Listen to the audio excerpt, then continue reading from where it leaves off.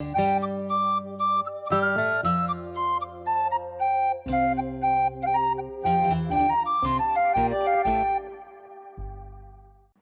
पर क्या है टीसीएस अंडर जीएसटी। फाइवर पर पेमेंट सेटिंग्स या फिर जिन्हें बिलिंग इंफॉर्मेशन कहते हैं या फिर जिन्हें टैक्स सेटिंग्स कहते हैं, ये कैसी की जाए। अगर आप फाइवर पे अपने पेमेंट की सेटिंग्स कर रहे हैं तो आपको टैक्सेबल चूज करना चाहिए या एग्जेम्प्ट चूज करना चाहिए। इसको लेकर मैक्सिमम सवाल मेरे पास आते हैं। आज मैं फाइवर पेमेंट सेटिंग्स और टैक्स की सेटिंग्स पे एक तरह से ये पार्ट 2 बना रही हूं। हाय, मैं हूं आकांक्षा, फ्रीलांसिंग फीमेल के नाम से मैं इंस्टाग्राम पर भी अवेलेबल हूं। आज के इस वीडियो को आप समझिए कि मैं फाइवर पर जो टैक्स सेटिंग्स हैं यानी कि टीसीएस अंडर जीएसटी को लेकर जो बहुत सारे सवाल हैं बहुत सारे फ्रीलांसर्स के, उसका पार्ट 2 एक एडवांस्ड वर्जन आपको देने वाली हूं। जीएसटी की थोड़ी इंफॉर्मेशन इस पे आपको देने वाली हूं। साथ ही मैं हर जो टैक्स सेटिंग है उसे भी एक्सप्लेन करने वाली हूं, क्योंकि इससे पहले आप यहां नीचे देख सकते हैं एक और वीडियो मैंने बनाया हुआ है। इस वीडियो को आप कह सकते हैं फाइवर का पार्ट 1, जहां पर मैंने 5 बेसिक सवाल फाइवर की पेमेंट सेटिंग से जुड़े हुए जो होते हैं उनका जवाब दिया है। अगर आप बिल्कुल शुरुआत कर रहे हैं तो आप इस वीडियो को देखिए, तब आपको मेरा आज का वीडियो समझ में आने वाला है। बिफोर आई स्टार्ट, अगर मेरे चैनल पे आप नए हैं तो मैं आपको बता दूं, फ्रीलांसिंग फीमेल मेरा एक स्यूडोनिम है, मेरा रियल नाम आकांक्षा है। और मेरे इस चैनल पर एज अ फ्रीलांसर आप कैसे ग्रो कर सकते हैं, और साथ में एक जो टॉपिक जिस पर बहुत कम इंफॉर्मेशन मिलती है कि फ्रीलांसिंग टैक्सेशन के बारे में जानकारी आपको मेरे चैनल पर मिलती है। तो उससे रिलेटेड एक स्पेसिफिक पूरी प्लेलिस्ट है, वो भी मैंने नीचे वीडियो डिस्क्रिप्शन में ऐड कर दी है। आज की शुरुआत करते हैं वीडियो की। विदाउट मच अडू मैंने कुछ बेसिक पॉइंट्स आपके लिए लिख के रखे हैं। देखिए, फाइवर के आपके प्रोफाइल में आता है आपकी सेटिंग्स। उस सेटिंग्स में आती है बिलिंग इन्फो, जो आपकी स्क्रीन पर दिखा रही हूं। ये जो बिलिंग इन्फो होती है, इसमें आपको बेसिक अपनी इंफॉर्मेशन फिल करनी है।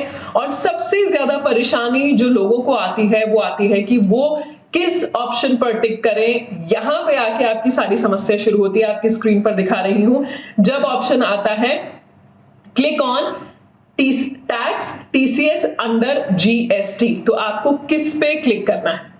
चलिए, इससे पहले तो देखिए मैं आपको टीडीएस और टीसीएस इन दोनों का डिफरेंस समझा देती हूं।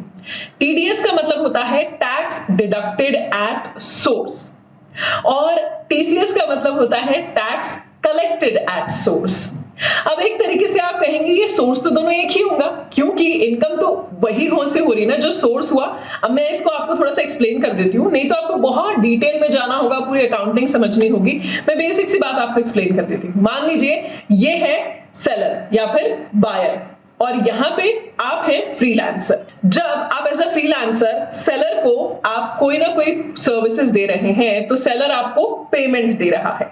अब इसमें इंडियन गवर्नमेंट के टैक्स नॉर्म्स के मुताबिक जो ये दोनों पार्टीज हैं, ये किसी भी तरह से अपने टैक्स की चोरी ना करें, इसके लिए जो फ्रीलांसर है उस पे टीडीएस यानी कि tax deducted at source deduction लगा दिया है, और जो सेलर है उस पे टीसीएस यानी कि टैक्स कलेक्टेड एट सोर्स वो लगा दिया है।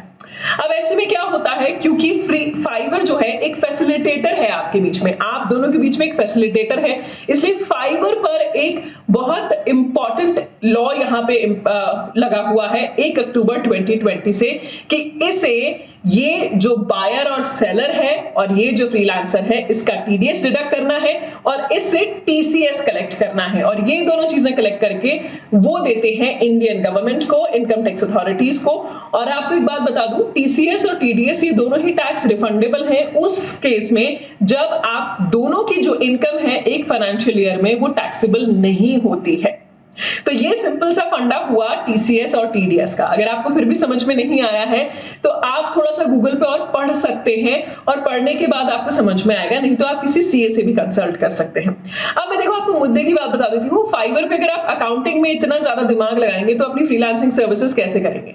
तो सिंपल मोटा मैं आपको समझा देती हूँ कि फाइवर पे आपको क्या करना होता है। अब फाइवर जैसा मैंने आपको समझा दिया है, सेक्शन 194 ओ के तहत हर सर्विसेज पे टीडीएस डिडक्ट करेगा। Now coming to the seller, यानी कि आप फाइवर पर जो सेलर होता है वही फ्रीलांसर होता है। अब आपका ऑप्शन जो 4 दिखाई दे रहे हैं आपको, जिसमें सबसे ज्यादा कंफ्यूजन होता है कि आपको टैक्सेबल पे क्लिक करना है, एक्सपोर्ट पे क्लिक करना है, रिवर्स पे क्लिक करना है या एग्जेम्प्ट पे क्लिक करना है। शुरुआत करते हैं सबसे नीचे से।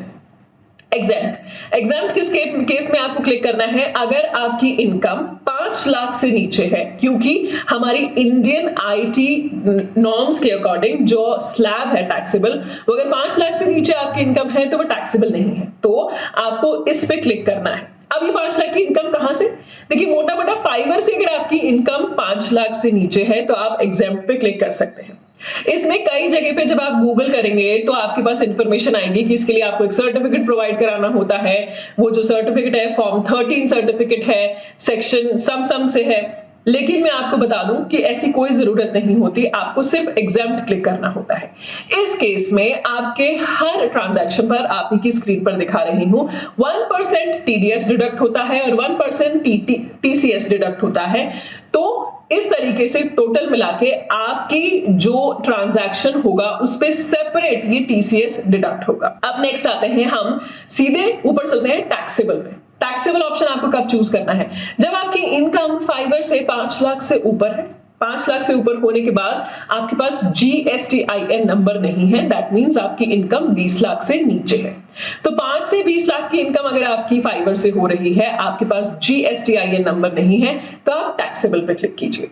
इस केस में 1% टीडीएस डिडक्ट होगा और 1% टीसीएस डिडक्ट होगा, और ये दोनों ही चीजें रिफंडेबल होंगी अगर साल के एंड में आप आईटीआर फाइल करते हैं और उसमें जो आपकी टोटल इनकम, एक्सपेंसेस, अलाउंसेस सब कुछ करने के बाद में टैक्सेबल भी नहीं हो रही है, या फिर आप उतना टैक्स दे चुके हैं टीसीएस टीडीएस के तौर पे, तो वो कैलकुलेशन वहां पे मैच हो जाएगी।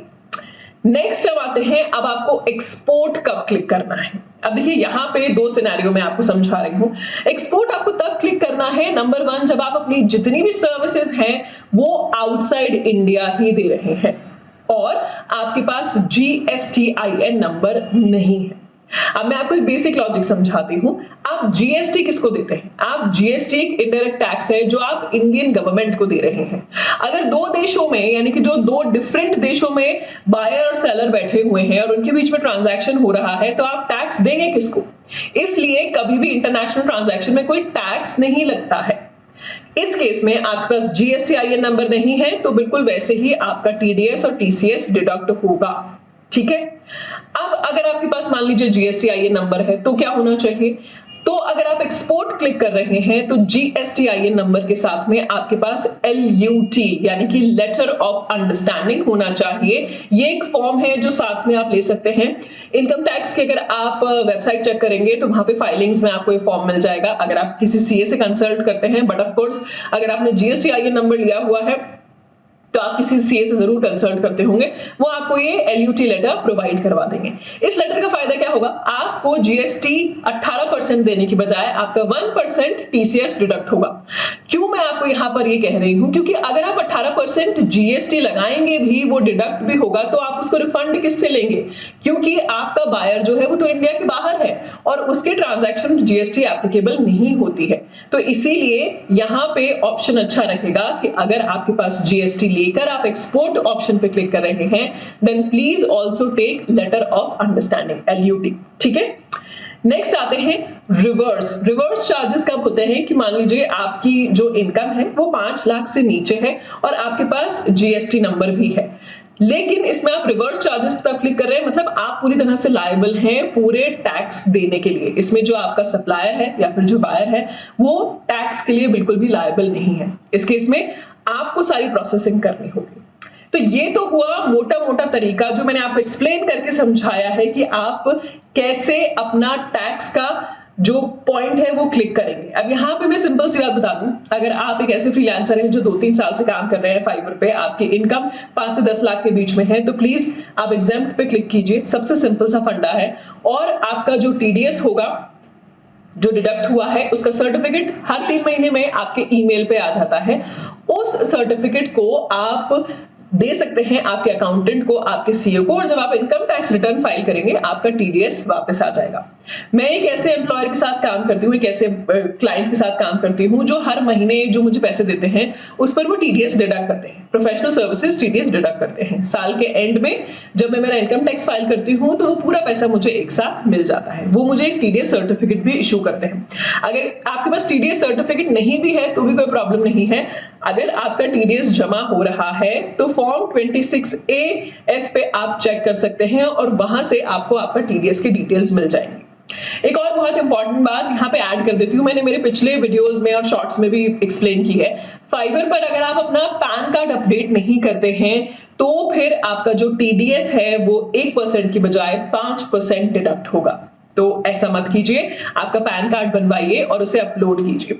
यहाँ पे एक और क्वेश्चन आता है, बहुत सारे ऐसे फ्रीलांसर्स हैं जो 18 साल से नीचे के हैं जो मुझसे सवाल पूछते हैं उनके पास पैन कार्ड नहीं है। तो मैं आपको बता दूं कि आप 16 साल की उम्र में अपना पैन कार्ड बनवा सकते हैं और ये जो पैन कार्ड है इसमें आपके गार्जियन भी साथ में होंगे, तो एक स्टूडेंट पैन कार्ड के तौर पर आपका पैन कार्ड बन जाएगा। नहीं तो आप अपने पेरेंट्स या फिर आपके गार्जियन के नाम से उनकी बैंक डिटेल्स देंगे, उनका पैन कार्ड देंगे और उनके बैंक डिटेल में आपके पेमेंट आएंगे। इस तरीके से आप फाइवर पे अपने पेमेंट और टैक्सेशन सॉर्टेड रख सकते हैं।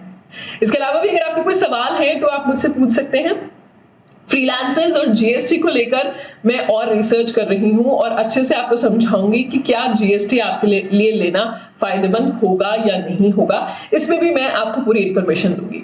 एक बात याद रखिए, मैं आपको बेसिक सा लॉजिक समझा देती हूँ इससे पहले मैं टाटा बाय बाय बोलूं कि इनकम टैक्स आप हमेशा किसी भी कंट्री की गवर्नमेंट को देते हैं या फिर आपके राज्य की जो स्टेट गवर्नमेंट है उसको दे रहे होते हैं। सो अल्टीमेटली वो आपकी कंट्री के विद इन जो नॉर्म्स होते हैं उसके अकॉर्डिंग होता है। अगर ट्रांजैक्शन दो ऐसे लोगों के बीच में हो रहा है जो अलग अलग कंट्रीज में बैठे हैं तो वहां पे कोई किसी भी तरह का टैक्स एप्लीकेबल नहीं होगा। टैक्स लगता है आपकी टोटल इनकम पे।